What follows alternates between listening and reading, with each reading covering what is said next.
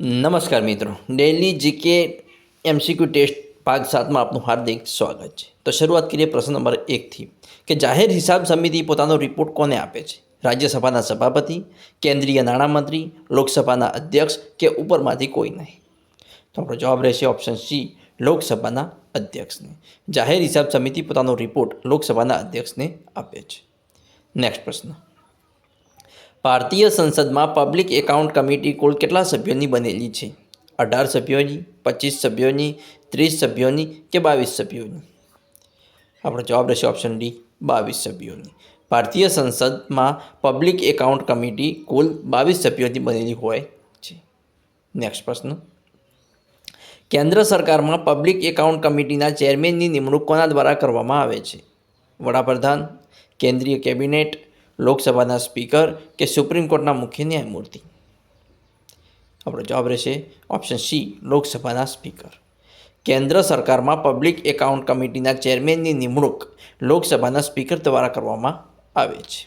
કેન્દ્ર સરકારમાં public account કમિટીના ચેરમેનની નિમણૂક લોકસભાના સ્પીકર દ્વારા કરવામાં આવે છે. નેક્સ્ટ પ્રશ્ન, અનુસૂચિત જાતિ તથા અનુસૂચિત જનજાતિઓ સંબંધિત સમિતિમાં કુલ કેટલા સભ્યો હોય છે? 30 સભ્યો એટલે કે 10 લોકસભા તથા 20 રાજ્યસભામાંથી, 30 સભ્યો હોય કે 20 લોકસભા તથા 10 રાજ્યસભામાંથી, 25 સભ્યો હોય 15 લોકસભા તથા 15 રાજ્યસભામાંથી કે 25 સભ્યો હોય લોકસભા તથા 15 રાજ્યસભામાંથી?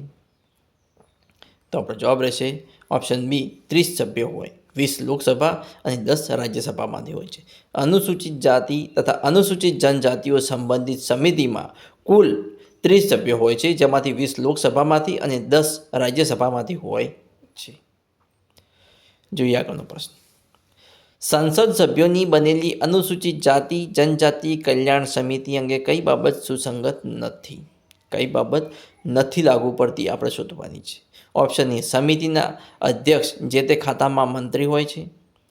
વિધાન બી, સમિતિની મુદત 1 વર્ષની હોય છે. ઓપ્શન સી, સમિતિમાં કુલ 30 સભ્યો હોય છે. ઓપ્શન ડી, સમિતિમાં 10 સભ્યો રાજ્યસભાના હોય છે. તો આપણો જવાબ રહેશે ઓપ્શન એ, સમિતિના અધ્યક્ષ જે તે ખાતાના મંત્રી હોતા નથી, એટલે કે જે તે મંત્રીના મંત્રી હોતા નથી. એટલે આમાં ઓપ્શન આપણમાં આપેલું છે કે સમિતિ અધ્યક્ષ જે તે ખાતાના મંત્રી હોય છે. એ વિધાન આપણું સુસંગત નથી, વિધાન આપણું ખોટું છે. કે સંસદ સભ્યોની બનેલી અનુસૂચિત જાતિ જનજાતિ કલ્યાણ સમિતિ અંગે સમિતિની અનુસૂચિત જાતિ જનજાતિ કલ્યાણ સમિતિમાં સમિતિની મુદત 1 વર્ષની હોય છે. સમિતિમાં કુલ 30 સભ્યો હોય છે અને સમિતિમાં 10 સભ્યો રાજ્યસભાના હોય છે. જોઈએ આગળનો પ્રશ્ન, ગાંધીજીના અનુયાયી અને ભૂદાન ચળવળના પ્રણેતા કોણ હતા? સરદાર પટેલ, નાથાલાલ દવે, વિનોબા ભાવે કે બકુલ ત્રિપાઠી? તો આપણો જવાબ રહેશે ઓપ્શન સી, વિનોબા ભાવે. ગાંધીજીના અનુયાયી અને ભૂદાન ચળવળના પ્રણેતા વિનોબા ભાવે હતા. જોઈએ નેક્સ્ટ, વિપત પડે પણ વણસે નહીં, એ તો હરિજનના પરમાણ રે. આ પંક્તિ કોની છે? દલપતરામ, દયારામ, મીરાબાઈ કે ગંગા સતી? આપણો જવાબ રહેશે ઓપ્શન ડી, ગંગા સતી.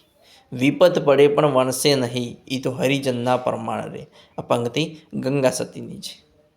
નેક્સ્ટ, તલવાર તાણવી રૂઢિપ્રયોગનો અર્થ આપો. બોલતી બંધ કરવી, તલવારને ચમકાવવી, સખત માર મારવો કે સંઘર્ષમાં ઉતરવું? તો આપણો જવાબ રહેશે ઓપ્શન ડી, સંઘર્ષમાં ઉતરવું. તલવાર તાણવી એટલે કે સંઘર્ષમાં ઉતરવું. જોઈએ નેક્સ્ટ પ્રશ્ન, ધ્રુવકુમાર પ્રબોધરાય ભટ્ટનો જન્મ કયા જિલ્લામાં થયો હતો? નર્મદા, ભરૂચ, બોટાદ કે ભાવનગર? તો આપણો જવાબ રહેશે ઓપ્શન ડી, ભાવનગર. ધ્રુવકુમાર પ્રબોધરાય ભટ્ટનો જન્મ ભાવનગર જિલ્લામાં થયો હતો. જોઈએ નેક્સ્ટ, જૈન સાહિત્ય કયા સમયગાળા દરમિયાન લખાયું હતું? 7મી સદીથી 14મી સદી સુધી, 8મી સદીથી 14મી સદી સુધી, 7મી સદીથી 13મી સદી સુધી કે 8મી સદીથી 13મી સદી સુધી? જૈન સાહિત્ય કયા સમયગાળા દરમિયાન લખાયું હતું? આપણો જવાબ છે 8મી સદીથી 13મી સદી સુધી જૈન સાહિત્ય લખાયું હતું. જોઈએ આગળનો પ્રશ્ન, કમ્પ્યુટરમાં સીપીયુનો અર્થ શું થાય? Central processing unit, central printing unit, computer printing unit કે આમાંનું કંઈ જ નહીં? સીપીયુનો અર્થ શું થાય? તો જવાબ છે સેન્ટ્રલ પ્રોસેસિંગ યુનિટ. કોમ્પ્યુટરમાં સીપીયુનો અર્થ થાય છે સેન્ટ્રલ પ્રોસેસિંગ યુનિટ. નેક્સ્ટ, મોડેમનું પૂરું નામ શું છે? મોડ્યુલો ડિમોડ્યુલો, મોડ્યુલેશન ડિમોડ્યુલેશન, મોડ્યુલેટર ડિમોડ્યુલેટર કે મોડ્યુલેટિંગ ડિમોડ્યુલેટિંગ? મોડેમનું પૂરું નામ શું છે? તો જવાબ છે ઓપ્શન સી, મોડ્યુલેટર ડિમોડ્યુલેટર એ મોડેમનું પૂરું નામ છે. જોઈએ નેક્સ્ટ, HTMLનો ઉપયોગ શેના માટે થાય છે? ગણતરી માટે, ગ્રાહક બનાવવા માટે, વેબ પેજ બનાવવા માટે કે એક પણ નહીં? HTMLનો ઉપયોગ શેના માટે થાય છે? તો જવાબ છે વેબ પેજ બનાવવા માટે HTMLનો ઉપયોગ થાય છે. જોઈએ આગળનો પ્રશ્ન, વિન્ડોઝ ઓપરેટિંગ સિસ્ટમમાં કયા ઓપ્શનની મદદથી માઉસની ક્લિક બદલી શકાય છે? Status bar, control panel, program કે એરેથમેટિક એન્ડ? વિન્ડોઝ ઓપરેટિંગ સિસ્ટમમાં કયા ઓપ્શનની મદદથી માઉસની ક્લિક બદલી શકાય છે? તો જવાબ છે કંટ્રોલ પેનલ. કંટ્રોલ પેનલની મદદથી માઉસની ક્લિક બદલી શકાય છે. વિન્ડોઝ ઓપરેટિંગ સિસ્ટમમાં કંટ્રોલ પેનલ ઓપ્શનથી મદદથી માઉસની ક્લિક બદલી શકાય છે. જોઈએ આગળનો પ્રશ્ન, HTMLમાં ફોર્મ બનાવવા કયા ટેગનો ઉપયોગ થાય છે? ફોન્ટ, ફોર્મ, HREF કે એક પણ નહીં? HTMLમાં ફોર્મ બનાવવા માટે કયા ટેગનો ઉપયોગ થાય છે? તો જવાબ છે ફોર્મનો ઉપયોગ થાય છે. HTMLમાં ફોર્મ બનાવવા માટે ફોર્મનો ઉપયોગ થાય છે. જોઈએ આગળ, કે કમ્પ્યુટરમાં કોઈ પણ ફાઇલ ડિલીટ કીની મદદથી દૂર કરાયા પછી કઈ જગ્યાએ જોઈ શકાય છે? કંટ્રોલ વ્યૂ, રિસાયકલ બિન, ડોક્યુમેન્ટ્સ કે status bar?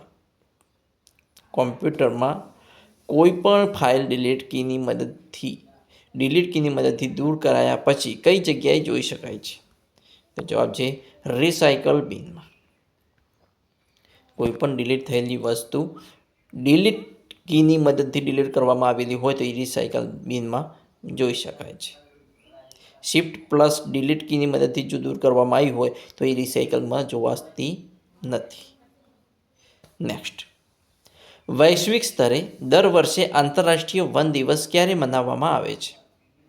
21 March, 22 March, 23 March કે 20 માર્ચ? વૈશ્વિક સ્તરે દર વર્ષે આંતરરાષ્ટ્રીય વન દિવસ ક્યારે મનાવવામાં આવે છે? તો જવાબ છે ઓપ્શન એ, 21 માર્ચના રોજ મનાવવામાં આવે છે. વૈશ્વિક સ્તરે દર વર્ષે આંતરરાષ્ટ્રીય વન દિવસ 21 માર્ચે મનાવવામાં આવે છે. 2026માં NMDC ખાતે ડિરેક્ટર તરીકે કોની નિમણૂક કરવામાં આવી છે? કૃષ્ણકુમાર ઠાકુર, અરવિંદ શર્મા, રાજેશ શર્મા કે સુરેશ પટેલ? 2026માં NMDC ખાતે ડિરેક્ટર તરીકે કોની નિમણૂક કરવામાં આવી છે? જવાબ છે કૃષ્ણકુમાર ઠાકુરની નિમણૂક કરવામાં આવી છે. જોઈએ આગળ, 2026માં ભારતમાં યુનિક્લો માટે બ્રાન્ડ એમ્બેસેડર તરીકે કોની નિમણૂક કરવામાં આવી છે? રોહિત શર્મા, વિરાટ કોહલી, KL રાહુલ કે જસપ્રીત બુમરાહ? 2026માં ભારતમાં યુનિક્લો માટે બ્રાન્ડ એમ્બેસેડર તરીકે કોની નિમણૂક કરવામાં આવી છે? તો જવાબ છે જસપ્રીત બુમરાહ. ઓપ્શન ડી આપણો સાચો રહે છે કે યુનિક્લો માટે બ્રાન્ડ એમ્બેસેડર તરીકે જસપ્રીત બુમરાહની નિમણૂક કરવામાં આવી છે. જોઈએ આગળ, કે ભારતનું કયું રાજ્ય ખેલો ઇન્ડિયા ટ્રાઇબલ ગેમ્સ 2026નું આયોજન કરશે, જે ફક્ત આદિવાસી એથ્લેટ માટે પ્રથમ રાષ્ટ્રીય ઇવેન્ટને ચિહ્નિત કરે છે? મધ્યપ્રદેશ, ઝારખંડ, ઓડિશા કે છત્તીસગઢ? ભારતનું કયું રાજ્ય ખેલો ઇન્ડિયા ટ્રાઇબલ ગેમ્સ 2026નું આયોજન કરશે અને જે ફક્ત આદિવાસી એથ્લેટ માટે પ્રથમ રાષ્ટ્રીય ઇવેન્ટને ચિહ્નિત કરે છે? તો જવાબ છે ઓપ્શન ડી, છત્તીસગઢ રાજ્ય. છત્તીસગઢ રાજ્ય. મિત્રો, આજનો ટેસ્ટ 7 અહીં પૂરો કરીએ છીએ. નેક્સ્ટ ટેસ્ટ 8 જોવા માટે મારી ચેનલને ફોલો કરવાનું અને તમારા મિત્રો સાથે લિંક શેર કરવાનું ના ભૂલતા. Thanks for watching my video.